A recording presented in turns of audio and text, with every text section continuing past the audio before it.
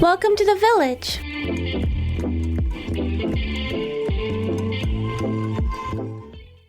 So then the question is, Chelsea, what do? We only have a certain group of viruses that we do have antivirals for. So then how do we treat or do we prevent? What do we do with viruses then? Sure. I think ultimately the best medicine is preventative medicine. So excellent hand washing, right? Warm water, soak at least 20 to 30 seconds of really vigorous hand washing, right? What are your songs of choice? You can sing Happy Birthday. That's always a good one. Who doesn't love a birthday, right? I love you my can birthday. sing the ABCs if you'd like to, whatever works for you. I've had patients who like to sing You Are My Sunshine, the first verse of that, whatever works for you. Sing a little song in your head while washing your hands. It'll go by faster and you would have killed off a lot of microbes. Yeah. And, be sure to do this after you've gone shopping, before you're going to sit down to have something to eat, particularly if you're using your hands. Anytime after you've been in public or after you've used the bathroom or done food prep. That's really important. So the other thing that we have to keep in mind, right, is if you know somebody's ill, avoid them. You don't need to spend time with them. In about 7 to 10 days, you're going to be fine. Right. Anybody can wait a week in most cases. So, if you know you're sick as well, try to avoid other people. Don't try to minimize your symptoms, assume it's allergies or assume it's something mild, because in fact, you could bring that to somebody else and get them very ill. And then I think the most important and, unfortunately controversial topic in this country in particular is immunizations and vaccines. So, I certainly will let you speak to this as a pediatrician because that's a huge part of what you do. But vaccines have been largely proven to help to eliminate viral infections. Yes, absolutely. Viruses, measles is a virus, mumps, rubella, chickenpox, polio, all viruses. Hepatitis, right? Right, hepatitis A, B. Yeah, HPV. HPV, absolutely. We nearly eradicated those childhood illnesses with the use of vaccines. Yep. These aren't things to be taken lightly. When I think about the diseases that they've caused that we no longer have to see in children, Yes. I particularly think about polio, Yes. which is nearly eradicated in the world now. It took a very long time to develop this vaccine, and children would become very sick. There's a chance that they would become paralyzed, Absolutely. and then there was a chance they would die. Whole families were wiped out because it's very infectious. Yes, it is. Spreading from one sibling to next, and then parents would lose their entire 4 children within a week. And even from a functional standpoint, the muscle wasting and the inability to walk or to utilize your limbs or to breathe appropriately on your own. There were a number of terrible, terrible components of that virus that thankfully are now largely preventable through vaccines. And the thought that, we don't see these diseases anymore, why do we have to worry about them? Well, the opposite thinking. So Right. We don't see them, but they're still around. Like viruses still live around, and we are doing a good job keeping them at bay, fighting that battle with the vaccines. If we are to loosen up and become weaker as a population, we'll be giving the viruses an edge to come back. Well, and I think that's another important thing to consider between viral infections and bacterial infections. You can't kill a virus. It's not live. And that's a concept that I think a lot of people find difficult to understand. Even reading a Lysol bottle kills 99.9% of bacteria and viruses. And you're like, well, kind of, not exactly. These viruses aren't being eliminated. What we're doing is building up shields to adequately prevent them. But if somebody keeps dropping the shield, over time they're going to find their way in. Unlike when you treat a bacteria, you can typically treat that to elimination. Because like we said, the bacteria have components of their little bacteria bodies that we break down. Yes. Viruses, the whole point of a bacteria or a virus, the whole point of any population is to continue your population. Yep. Viruses need to be part of our cells, so they come into our body and invade our cells because they need our cells' machinery. That's another reason it's hard to come up with antivirals, because they're already in our machinery. It's hard to kill them off without killing us. Yep. So they kind of take over. That's why you hear of computer viruses. They take over your computer computer. Correct. They need a space to live and continue to populate themselves. And they make themselves right at home. They really do. They sure take do. over. They do. And what they need is our bodies. So if we don't allow them entry into our bodies, or we make our bodies a place that they can't really survive, then they don't have human population as much anymore. So if they don't have a place to go, they kind of diminish in their population, so they won't affect us as much. Yep. I use this analogy with the COVID podcast episode I did, where I said, if you're in a town and half the restaurants are closed, you're going to leave that town, right? Because you don't have anywhere to eat. Yep. So, in essence, that is what vaccines do. Yes. Yep. And, it's important to understand that if you're able, you are the people we want to receive an immunization, because unfortunately there are populations of people who cannot receive, an immunization. For whatever reason, their health conditions do not allow them to. And so it's really important to have a sense of protecting those around you more so than just yourself, and to look at the big picture as opposed to concerns about what may happen imminently, because, vaccine-related injury risk is very, very low, especially compared to the total number of cases of that disease that we see across the population worldwide. Yes, exactly. It's kind of like doing your part. Yes. We're a team. Yes. We don't live as individuals. You can't really survive all by yourself in this world. You need each other. We're a community. It takes a village. It does take a village. If you will. Yes, absolutely. We need to have some sort of leap of faith, I think, that, yes, we worry about politicians. Yes, there's a lot of people in the world that we can't trust.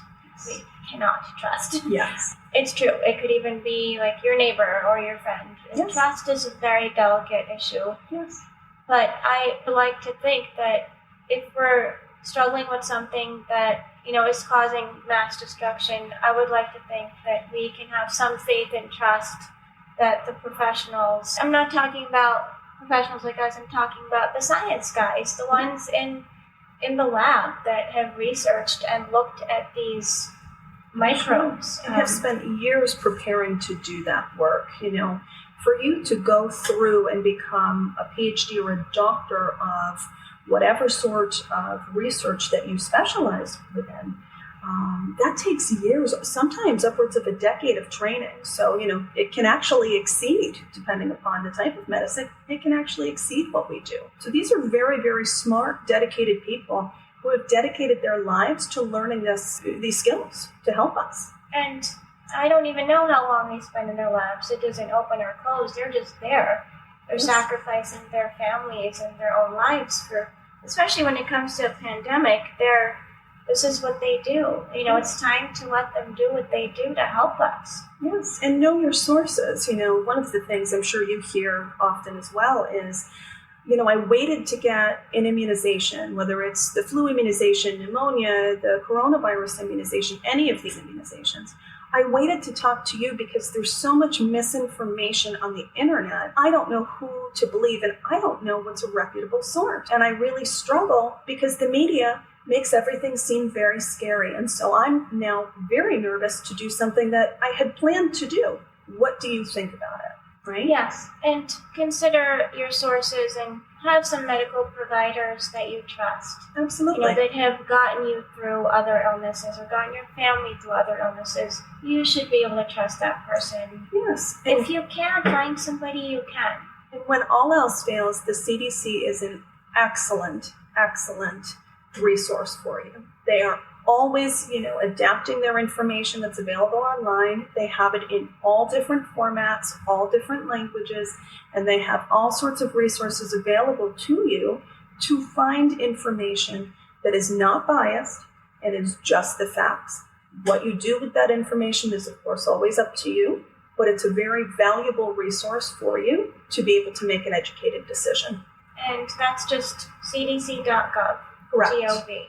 And they have all sorts of information if you're going to travel, yes, about all the vaccines. They have numbers for you that give you this breakdown of how the vaccines in the past, like polio, the ones we've talked about, they have the statistics, Yes. how the vaccines have helped. If you want to do your own research and you want to read those things, they have articles, they have research papers, they have the actual evidence for you. Yep. With this scenario, I guess just a minute for the COVID-19 pandemic. We absolutely have to, sure. Yes. It's kind of mandatory right It's now. mandatory for anything and everything. Even reality TV, they have Yeah. episodes where people I know. have COVID and It's coming out in our shows and it's- stuff now it's- too. it It's a is. little surreal. it just popped up, and I'll admit it. I was watching a reality TV show the other day. So it was in the background. Listen, in my sometimes you defense. need trashy TV. It's all good. You just need it to mellow out sometimes. That's right. And one of the girls was getting mad at the other girl because the boyfriend was cheating, and he gave both the girls COVID. It's like, well, it's true, Sure. you know. So with the two scenarios with herd immunity, because you were talking about how we need to make sure if we're eligible for a vaccine, we should get it. It'll help the whole herd, if you will, Yes. because there are some people that can't get the vaccine for one reason or the other.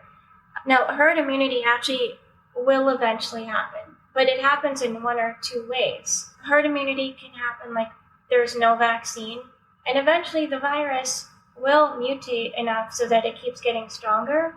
So if it doesn't infect you the first time, it'll get stronger and eventually infect even the strongest immune systems. A certain population of the people will get sick, a certain population of the people will have no symptoms, and a certain population of us will die. Yep.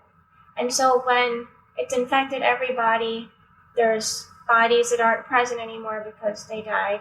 There's bodies that have the immunity. The virus will eventually have infected everybody, and it can mutate again, so it can then infect you again. So even though you got infected the first time, the stronger version can infect you again. Eventually, the virus will run out of variants, but we don't know how many variants it's capable of having. It could mutate itself, like, who knows how many times. Well, and I think an important thing to consider is, when we talk about a common cold, the common cold is a catch-all term, but adenovirus, rhinovirus, paraflu, general influenza, and even some coronaviruses can cause the common cold, right? Well, think about how many variations of a common cold there may be, Right. and all of the colds we've all had in our lives, right? Right. Unfortunately, with the coronavirus, some of these cases are very, very serious, but the concept is the same. You can actually get reinfected, and things may not be as smooth as they were the first time. And it could really be anybody, because I think Correct. we're seeing now it's not just the immunocompromised, the elderly, comorbidities. That's not happening anymore. No. It could be any one of us. And I'm not trying to scare anybody.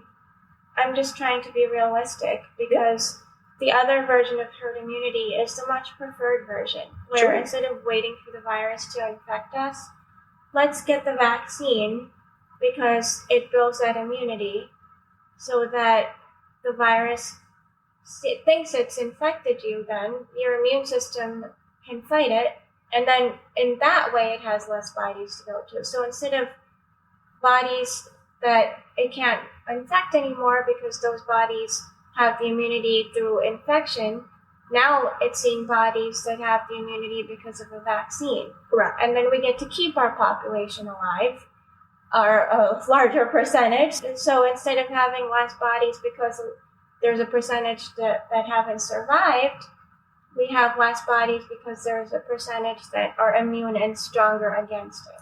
And one of the things I would say too is, I get a lot of feedback in adult medicine with, but the death rate's so low. So I don't understand why I would take an immunization when the death rate's low. And my answer is, it's not just death we're trying to prevent, right? That's mortality. We also worry about something called morbidity. We worry about what this virus can do to you, right? Can it cause problems where your heart is no longer an effective pump, such as cardiomyopathy? Mm-hmm. Can it cause scarring in the lungs that we don't know it's possible may be permanent, right? Yeah. Can it cause neurologic problems? Can it cause blood clots, which can ultimately cause strokes, can cause blood clots within the lungs, which can dramatically impact your heart and your lungs, right? Can it cause problems with the way your kidneys filter and shut your kidneys down? Can it cause elevations in your liver function that, can ultimately cause some very serious illness? So it's more than just, does somebody get the virus? It's what happens when that person does. And, I was watching something on the news the other day with an infectious disease doctor out of UVM. And he said, one of the things we've done well is there's 3 stages. There's the patient who gets the virus, and we have medications at that point to try to help treat it, right? We also have the ability to prevent this virus, right? So if you have the immunization, okay, hopefully you won't get it. But then say you aren't immunized or you are, and you wind up substantially ill, we have medications to try to help you become less sicker, right? But they're not a foolproof either. And so we do need to do our part to try and prevent as much as possible. Right, and when you mention medications come with side effects too. Of course. So if you're worried about vaccine side effects, with vaccine side effects, we haven't seen too many problems. We've seen your immune reaction, the body aches, the fever, which is appropriate, and we want that. Even a little bit of maybe a site reaction and some, body aches and that sort of thing. That's expected. But medications, like we said about antibiotics earlier, the diarrhea, there are side effects to trying to fight a cell that's in your body because it could affect your other cells. Correct. We don't know either, like you had said, we don't know many of these long-term effects that the virus can have on you. Yes. It's not that, I'll just get the virus, I'll get sick, I'll have a horrible week or 2, and then I'll get over it. That may not be the case. Correct. You'd rather just get the vaccine, feel bad for a few days, and then be protected for however long the vaccine is protected for you, which is individualized. For most people, it's about the 6 to 8 months. Some people longer, some people shorter, depending on your immune system. And look at, again, to bring up polio. Who knew about a post-polio syndrome? Yes. Children would get polio, they'd survive 30 years later, they're in a wheelchair. Mm-hmm. And not to say that COVID would do that, but this is an example of how viruses, they can cause damage that we don't know about for the future. So when we have something new like this, prevention is always better than cure. Yes. Yep. Do you have anything else that you wanted to share about antibiotic stewardship, or any more words of wisdom about COVID or vaccines? I think the underlying message here is talk to your healthcare provider. When you have questions, when you have concerns, we are a viable resource for you. Whether it's, do I need an antibiotic? Do I need, some sort of different treatment? What is my diagnosis and what does it mean? Talk with us about that, right? And in terms of making decisions regarding, immunizations or vaccines, have a conversation with us. We can help you to understand if you are somebody who should be receiving these immunizations and why. That's our job. We're happy to do it. We're happy to educate you guys and work with you and to keep you healthy and safe. That's what we're here for. Beautifully said. Thank you so much, Chelsea, and hopefully we can speak again soon. Yes, absolutely. Thanks for having me today. I appreciate it.